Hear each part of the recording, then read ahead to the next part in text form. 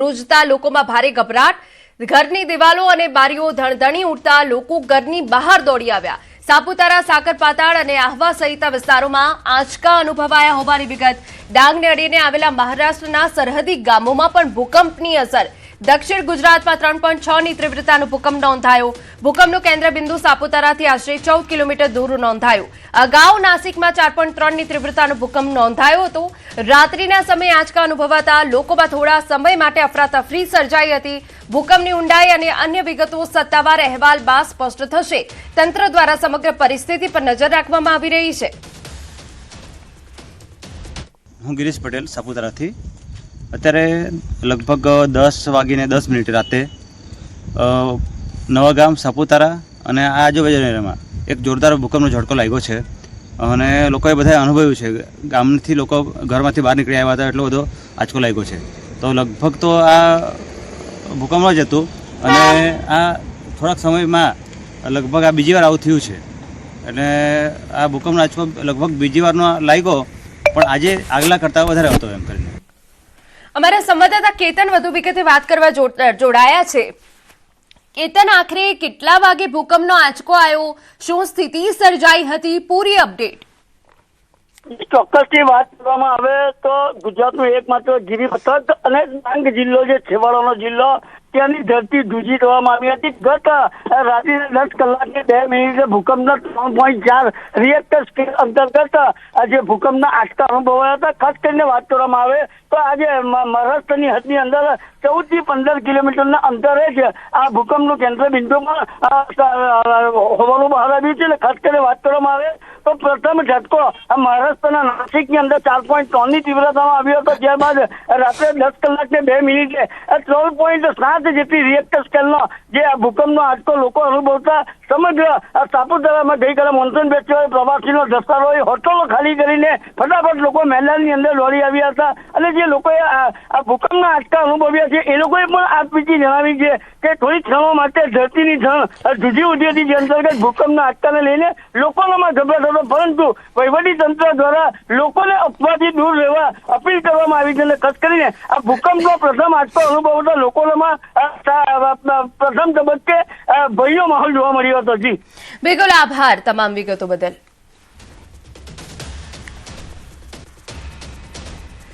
નવસારીના વાંસદા અને ડાંગના સાપુતારા સહિત આસપાસના વિસ્તારોમાં ધરાધ્રુજી, રિક્ટર સ્કેલ પર 3.6ની તીવ્રતાનો ભૂકંપ નોંધાયો।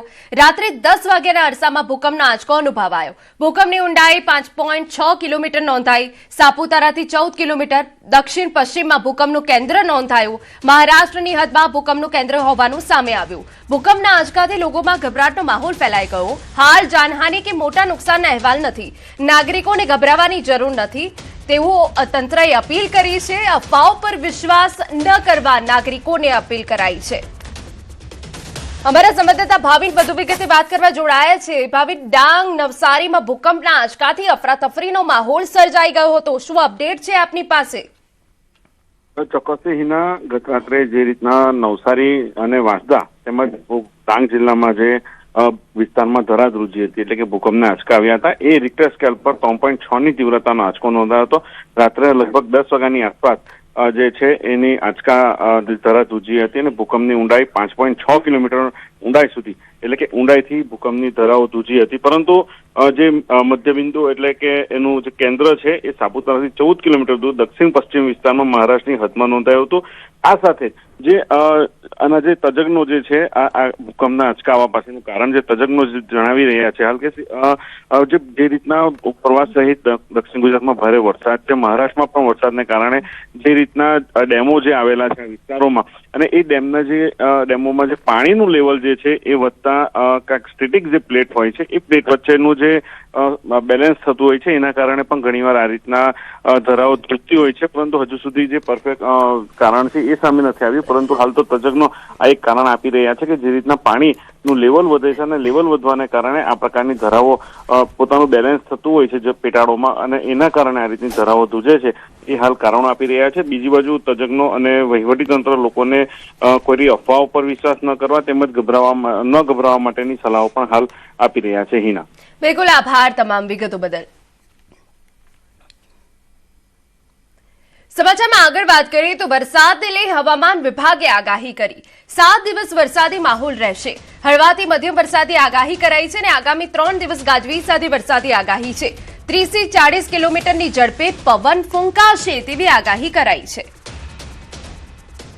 7 दिनों के लिए हम गुजरात स्टेट के लिए फोरकास्ट की बात करेंगे तो गुजरात स्टेट के सारे डिस्ट्रिक्ट कवर है, जिसमें लाइट टू मॉडरेट रेन का पूर्वानुमान है. और वार्निंग की बात करेंगे तो आने वाले 3 दिनों के लिए गुजरात रीजन में थंडरस्टॉर्म की वार्निंग है. और जो विंड की स्पीड होगी थंडरस्टॉर्म की टाइम वो 30 से 40 किलोमीटर पर आवर के आसपास रहने का पूर्वानुमान है. રાજ્યમાં હાલ 2 વરસાદી સિસ્ટમ સક્રિય, મોન્સૂન ટ્રફ અને વેસ્ટર્ન ડિસ્ટર્બન્સ સક્રિય છે. આગામી 7 દિવસ વરસાદી માહોલ રહેવાનો છે. हम सिस्टम्स की बात करेंगे जो गुजरात स्टेट के आसपास जो प्रिवेलिंग सिस्टम्स हैं जिनके कारण आने वाले 7 दिनों के लिए लाइट टू मॉडरेट रेन का पूर्वानुमान है. उसमें एक मानसून ट्रफ है जो अनूपगढ़ दिल्ली से होते हुए east central bay of Bengal को गुजर रही है. और एक दूसरा सिस्टम है वेस्टर्न डिस्टर्बेंस WD, जिसकी पोजीशन कल भी 73 डिग्री ईस्ट लॉन्गिट्यूड और 29 डिग्री नॉर्थ लेटीट्यूड पे थी, वो आज भी सेम पोजीशन पे बना हुआ है. સમાચારમાં અન્ય સમાચારની વાત કરીએ તો અંબાજીમાં ટ્રિપલ અકસ્માત થયો છે. બોર્ડર નજીક ટ્રિપલ અકસ્માત. શીતળા માતાની ઘાટી પાસે અકસ્માતની ઘટના બની છે. માર્બલના બ્લોક ભરેલા 2 ટ્રેલર અને કારની ટક્કર. 2 ટ્રેલર વચ્ચે કાર સેન્ડવિચ બની. અકસ્માતમાં 3 લોકોને ઈજા પહોંચી છે. ગુજરાત રાજસ્થાન તરફ 2 થી 3 કિલોમીટરનો હાઈવે માર્ગ જામ થઈ ગયો હતો. અમારા સંવાદદાતા મહેન્દ્ર વધુ વિગતે વાત કરવા જોડાય છે. મહેન્દ્ર, આખરે આ ઘટના કેવી રીતે બની, શું સ્થિતિ સર્જાઈ હતી, પૂરી વિગત. બિલકુલ હિના, આપને બતાવી દઉં કે જે રીતે અંબાજીથી છાપરી સુધીનો માર્ગ છે એ 4 લાઇન કરવાની જગ્યાએ હજી સિંગલ પટ્ટી જેવો દેખાય છે અને સાંકડો અને ઢાળ ઢોળાવ વળાંકવાળો રસ્તો છે અને ત્યાં અનેક માર્બલ ભરેલા ટ્રકો પ્રસાર થતા હોય છે. ત્યારે વહેલી સવારે કહી શકાય છે કે 2 ટ્રકો સામસામે હતા, વચ્ચે એક શિફ્ટ કાર આવી જતા તેની સેન્ડવિચ બની હતી અને 3 ટ્રિપલ અકસ્માત સર્જાયો હતો. જો કે આ ઘટનામાં જે 3 જણા જે ચાલકો હતા, 3ને ઈજા થવા પામી હતી. જો કે આ રોડ વચ્ચોવચ્ચ અકસ્માત સર્જાતા બંને તરફે કહી શકાય છે કે રાજસ્થાન ગુજરાતની બોર્ડર તરફ ને અંબાજી તરફ બંને તરફ 2 થી 3 કિલોમીટરનો લાંબો રસ્તો જે છે આખો રસ્તો જામ થયો હતો. આખા રસ્તા ઉપર ટ્રકો લાઈનો જોવા મળી હતી. જો કે ચોક્કસપણે કહી શકાય છે કે હાલ તબક્કે આ રસ્તો પહોળો કરવાની જરૂરિયાત જણાઈ રહી છે અને અવારનવાર પારાવાર અકસ્માતો આ માર્ગો ઉપર સર્જાતા હોય છે. ત્યારે આ ચોક્કસપણે રસ્તો પહોળો કરવાની માંગ કરાઈ રહી છે. હાલ તબક્કે જે છે રસ્તો બાઇકો જે અકસ્માતની જે ટ્રકો છે એ સાઈડમાં કરી અને વાહનમાં રાબેતા મુજબ પોલીસે કર્યો છે. જી હિના. બિલકુલ આભાર. તો આપને જણાવી દઈએ કે હાલ તો આજે રસ્તો સાંકડો છે, તેના કારણે આ